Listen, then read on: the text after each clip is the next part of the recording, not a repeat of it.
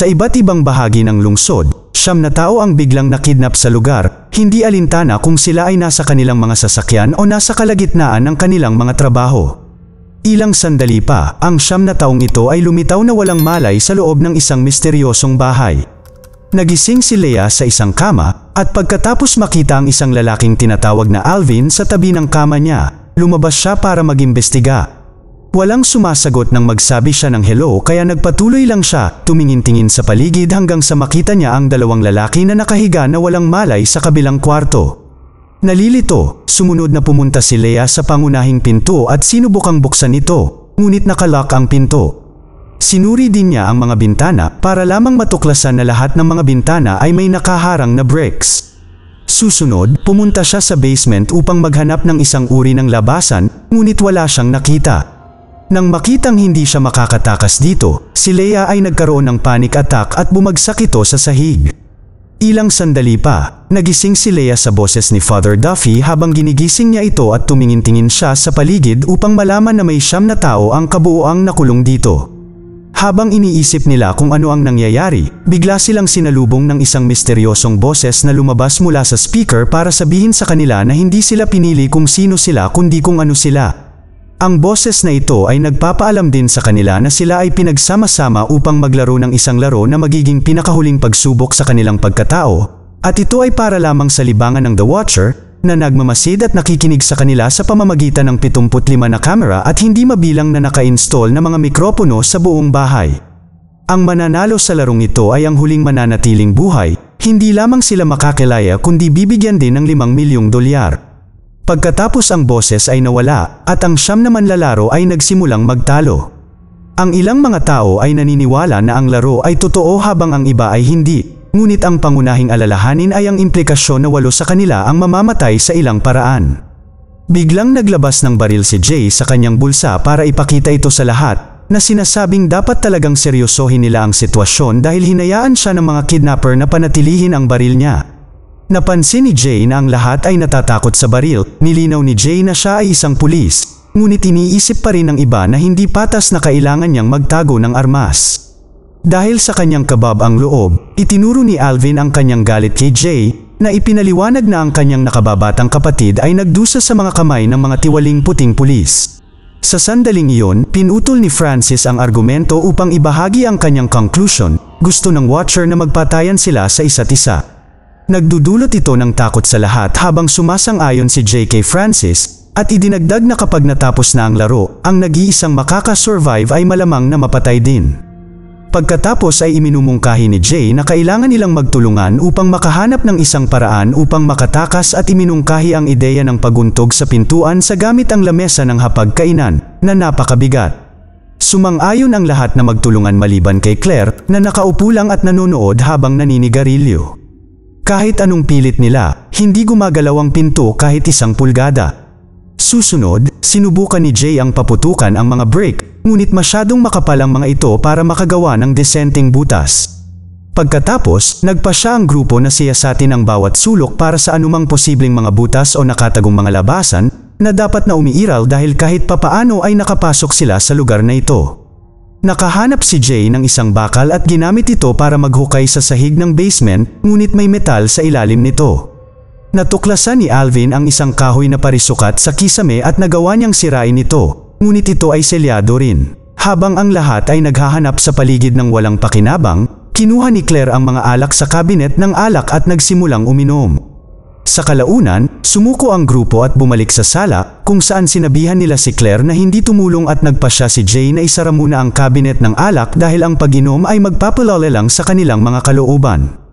Pagkatapos ay nag-uusap ang grupo at lahat ay nanunumpa na ayaw nilang pumatay, ngunit inamin din nila na ang ilang mga desperadong tao ay gagawa ng anumang bagay para sa pera. Bigla silang nakarinig ng tunog na nagmumula sa kusina kaya pumunta sila para tingnan. Nadiskubre nilang may dumbwaiter na may dalang pagkain. Ang kanilang hapunan ay binubuo ng eksaktong 1 piraso ng manok at 1 patatas para sa bawat manlalaro, kaya ang grupo ay nakaupo sa silid kainan at pagkatapos nabasbasan ni Duffy ang kanilang pagkain, sa wakas ay nagpakilala sila ng maayos. Si Duffy ay isang pari, si Jay ay isang pulis, si Leah ay isang mananayaw, si Claire ay isang sikat na manlalaro ng tennis, Si Francis ay isang music hero.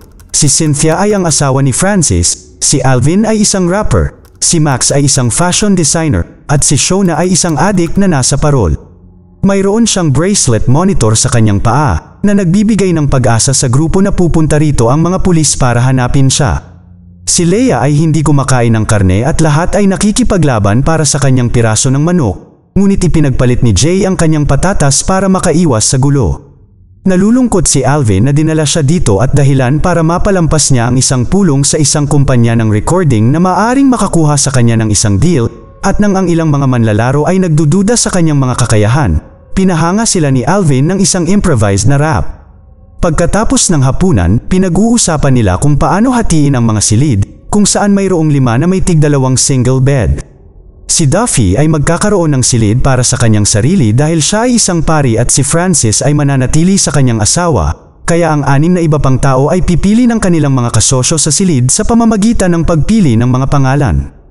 Nagtapos si Jay kay Leia, si Claire kay Shona at si Max kay Alvin. Ang bawat pares ay pumunta sa kanilang kaukulang silid, at ilang sandali pa, nakita ni Claire si Shona na tinitignan ang bag niya, na ikinagalit niya at nag-trigger ng isang argumento. Si Alvin ay nagsasanay ng kanyang mga tula sa kama at si Max ay nag-aalala na magkaroon lamang ng isang damit para sa buong pamamalagi, kaya maingat niyang isinabit ang kanyang jacket. Si Duffy ay naglalaan ng oras sa pagdarasal, at sina Leia at Jay ay nag-chat at nagbahagi ng ilang bagay tungkol sa kanilang buhay. Sinabi ni Francis kay Cynthia na ang pera ay lubhang nakakatukso at hindi siya makapaniwala na isinasaalang-alang niya ito.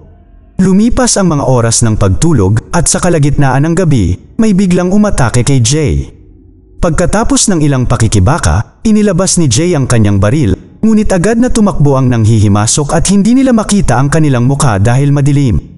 Ang kaguluhan ay nagiging sanhi ng paglabas ng lahat ng mga manlalaro sa kanilang mga silid at nagsimula ang isa pang pagtatalo habang sila ay nagtuturo sa isa't isa. Naghahagis ng walang basehang mga akusasyon at pinagdudahan silang lahat. Si Alvin ang pangunahing suspect dahil sa kanyang galit kay Jay at ang mga komento ay nagsimulang maging racist. Pinakalma ni Duffy ang lahat at pinatulog sila. Mamaya sa umaga, ang mga manlalaro ay pumunta sa sala at natuklasan na ang init ay lalong tumataas sa isang segundo. Nagsisimula ang isa pang argumento na halos maging pisikal ngunit bigla silang nakarinig ng mga ingay sa labas at ipinapalagay nila na ang pulis na sumusubaybay sa monitor ng bracelet ni Shona. Ang grupo ay nagmamadaling pumunta sa harap ng pinto upang magsimulang sumigaw at kumatok na parang baliw habang pinapanood sila ni Francis, na iniisip na nag-aaksaya sila ng kanilang oras. Desperado, pinaputok ni Jay ang kanyang baril, ngunit ang mga ingay sa labas ay nawala at naiwan silang mag-isa muli. Ang pangyayaring ito ay nagiging dahilan upang tanggapin ng lahat ang katotohanan sa kanilang sitwasyon at mawala ng pag-asa. Inilabas ni Jay ang susi ng kabinet ng alak at lahat maliban kina Duffy, Leia, at Jay ay nagpatuloy sa pag-inom para makalimot. Nagsisimula na rin silang tumugtog ng ilang musika, ngunit nang marinig ni Alvin na mabagal at nakaka-depress, pinapalitan niya ito ng mas masigla at hindi nagtagal ay nagsimulang sumayaw ang mga umiinom habang ang bahay ay patuloy na umiinit. Samantala, sinubukang ligawan ni Francis si Leia, ngunit ipinaalala nito sa kanya ang kanyang asawa at pinabayaan niya itong mag-isa. Pagkatapos ay pumasok si Francis sa kanyang silid na may dalang isang bote ng alak, at sa pamamagitan ng pagpigil ng tunog gamit ang mga bedsheet, binasag niya ang bote upang makagawa ng mga tipak ng salamin na maaaring gamitin bilang sandata. Pagkatapos ay itinago niya ang isa sa frame ng pinto at ang natitira sa loob ng tangke ng banyo. Sa kalaunan, ang grupo ay masyadong napagod upang magpatuloy sa pagsasayaw, naiwan lamang sina Cynthia at Alvin sa sala. Ang kanilang pagsasayaw ay naglalagay sa kanila ng lubos na malapit sa isa't isa. Kaya't nang pumasok si Francis, ipinalagay niya ang pinakamasama at inatake si Alvin para sa panliligaw sa kanyang asawa. Nagsimula ang kanilang away at habang sinusubukang paghiwalayin sila ni Cynthia, hindi sinasadyang naitulak siya ni Alvin, na naging sanhi ng pagkauntog ng kanyang ulo sa rehas at namatay sa lugar. Sinubukan ni Alvin na humingi ng tawad, ngunit inilayo siya ng galit na si Jay at ikinulong siya sa kanyang silid sa pamamagitan ng paglalagay ng bakal sa mga hawakan. Pagkatapos ay tinatakpan ng grupo ang katawan ng isang sheet at dinala ito sa basement. Sa nalalabing bahagi ng araw, ang mga manlalaro ay gumigala habang pinag-iisipan ang kanilang sitwasyon. Hinanap ni Francis ang kolorete ng kanyang asawa at isinuot ito bago humalik sa salamin. Sa gabi, dahil ang init ay nagiging hindi na makayanan, ang mga manlalaro ay naiinis na makita na sila ay nabigyan ng maliit na bahagi ng mga patatas lamang. Si Alvin ay nagsimulang kumatok sa kanyang pinto na hinihiling na makuha ang kanyang bahagi, at pagkatapos ng maraming panggigipit mula sa iba, pumunta si Jay at binigyan si Alvin ng isang maliit na piraso ng patatas. Gayunpaman, naisip ni Duffy na ito ay hindi patas at umalis upang bigyan ng mas maraming pagkain si Alvin. Nag-aalala, si Jay ay nagmadaling pigilan siya, ngunit ang pinto ay nabuksan na. Si Alvin ay tumalon palabas ng silid at hinawakan ang bakal upang simulan ang paghampas kay Jay ng walang awa na sinisira ang kanyang mukha. Nang makawala siya dito at napagtanto kung ano ang ginawa niya, nagtago siya pabalik sa kanyang silid. Dumating si Duffy upang tingnan si Jay na ginamit ang kanyang huling hininga para ibigay ang kanyang baril sa pari. Pagkatapos ay tinakpan ang katawan ni Jay at dinala sa basement kasama si Cynthia. Para sa susunod na pagkain, tumatanggap sila ng dagdag na pagkain at alak na may nakasulat na maganda ang ginawa niyo at bilang gantimpala sa pagpatay. Sina Leia at Duffy lang ang kumain sa dining room. Lahat ng iba ay naging masyadong paranoid at ngayon ay kumakain ng mag-isa.